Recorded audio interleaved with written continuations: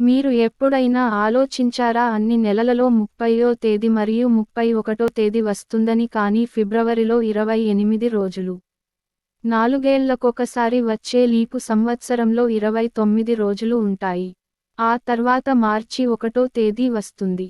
అయితే ఫిబ్రవరి 30వ తేదీ కూడా చరిత్రలో 2 సందర్భాలలో వచ్చిందని మీకు తెలుసా? చరిత్రలో ఫిబ్రవరి 30వ తేదీని చేర్చిన 2 సందర్భాలు నమోదు చేయబడ్డాయి. ముందుగా స్వీడన్ గురించి మాట్లాడుకుందాం. 1700లలో ఫిన్లాండ్ కూడా స్వీడన్లో భాగంగా ఉండేది.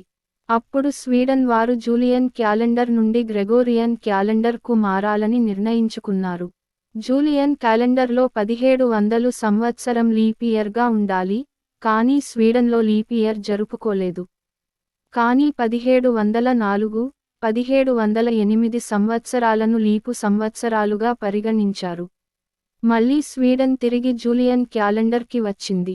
అప్పుడు స్వీడన్లో తేదీని ఫిబ్రవరి 30, 1712గా నిర్ణయించారు, ఎందుకంటే ఆ సంవత్సరంలో జూలియన్ క్యాలెండర్ ఆమోదించబడింది.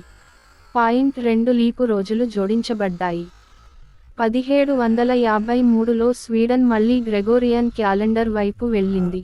అయితే ఆశ్చర్యకరమైన విషయానికి ఏమిటంటే ఆ సంవత్సరం 11 రోజుల సవరణను పరిగణించి ఫిబ్రవరి 17 తర్వాత నేరుగా మార్చి 1ని నిర్ణయించారు. ఈ విధంగా ప్రజలు తమ నుండి 11 రోజుల జీవితాన్ని దొంగిలించారని భావించారు. ఇక, సోవియట్ విప్లవ క్యాలెండర్ ప్రకారం చరిత్రలో ఫిబ్రవరి 32వ సందర్భం కనిపిస్తుంది. సోవియట్ యూనియన్ 1929లో విప్లవాత్మక క్యాలెండర్ను అమలు చేసింది.